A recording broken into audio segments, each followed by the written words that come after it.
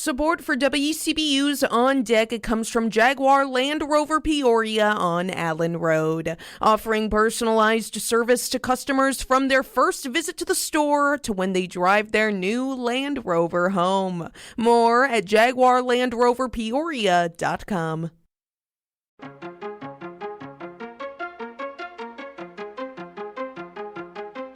A new exhibit in Peoria Heights presents an artist's look at reality. That's just one of the things you want to hear about to start your day for Friday, July 26th. I'm Colin Shope, and this is WCBU's On Deck.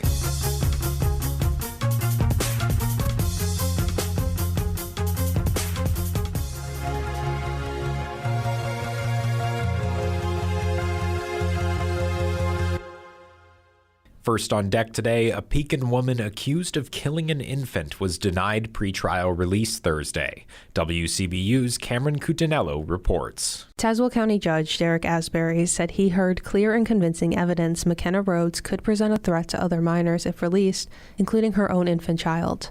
21-year-old Rhodes was babysitting the 10-month-old child June 26 when police were called for an unresponsive infant. The cause of death was ruled to be asphyxiation, with injuries consistent with pressure being applied to the face. According to court documents, Rhodes admitted in a police interview to feeling overwhelmed and holding a blanket over the child's face. The defense had proposed a supervised release plan in which Rhodes would be confined at home, wear an ankle monitor, and be supervised by family. Rhodes would not be allowed contact with any minors under the age of 18, including her child. Asbury said asking Rhodes' family to keep her infant child away from her would be a, quote, impossible burden to place on them. He said the GPS monitor would not help in this case because the child could be brought to her. Asbury said his decision would have been impacted if the Department of Children and Family Services were involved in the case, but they are not currently.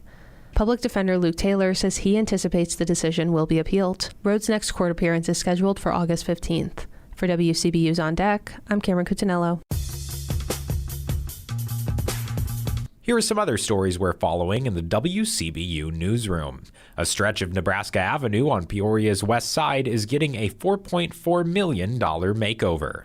And the Peoria Park District is applying for a state grant to overhaul Mark Woodlands Park in northwest Peoria. Plus, Peoria County is moving to finally close the books on the Headington Oaks nursing home. You can find more of these stories and all the details at WCBU.org.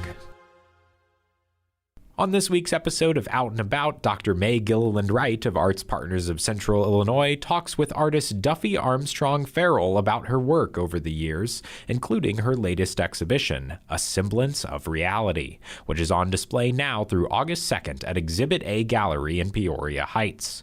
Armstrong Farrell begins by explaining how her roots in the Peoria art scene first began growing. It's a very long story, but I came here from Chicago to go to Bradley University, and I did receive my Bachelor of Fine Arts from there. During that time, I was in a job cleaning the floors at the Peoria Art Guild as a volunteer, and also working at Muir Omnigraphics, pulling silk screens and things. So I jumped in. Over the years, just my interest in volunteering and learning more about what makes things happen, I was able to meet the most astounding people who were the ones who founded Lakeview Museum of Arts and Sciences. And I started then teaching at Lakeview. And then from there, when Laverne Fromberg was leaving, I asked her about working in her position. She said, absolutely, I'll recommend you. So I became the curator of education at the museum for a few years. And from there, I became a single mother, so I couldn't actually do my work because if you have a practice, you have to work at it. So then fast forward, I actually was at Bradley University as a development director, but my fingers were always in the arts. And that's when I was working on some of the different boards in the area, the Central Illinois Ballet, the Symphony, the Art Guild. I was just a born volunteer. What that did for me, I was able to meet some of the most amazing artists. They had networks, and they brought in the most valuable people to teach us as artists what it was like to have the life of an artist and broaden your perspective. Everything that you were looking at, sensing, everything is important when you're an artist. You do not have your blinders on. You're open. And that's the joy of the work itself. So let's talk about that new exhibition of your work, Semblance of Reality. What kind of work will we see? You are seeing my photography work go through a transition. What happened in March is I got sick. I had the virus that a lot of people are getting now that had the cough and the phlegm and all those things. So I couldn't really do much. So I started turning to my iPad and the app called Freeform. And I started drawing on the iPad. And then I started pulling up my old photographs and looking at them. And then I started working with my Apple Pencil in Freeform and taking the messages and the things that I was writing out of frustration. The writing was really a stress reliever. And so I ended up combining those to talk about how difficult it is today to really communicate with each other.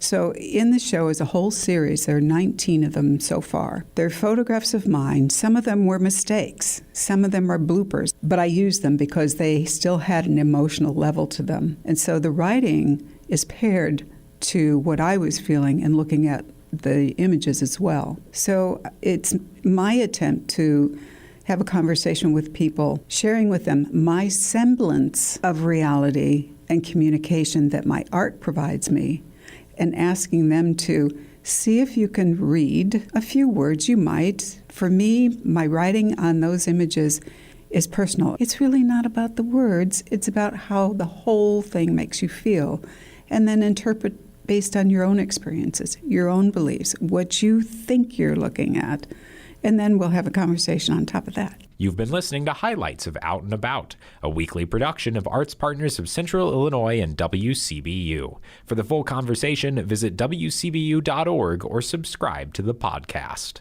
Support for arts and culture coverage on WCBU comes from PNC Financial Services. PNC is committed to supporting local art and culture events in the communities they serve. Now, before we let you go, it's a Wild Nights event at Wildlife Prairie Park tonight. Hike the trails and ride the train until 8 p.m. and see what the park is up to as the sun goes down.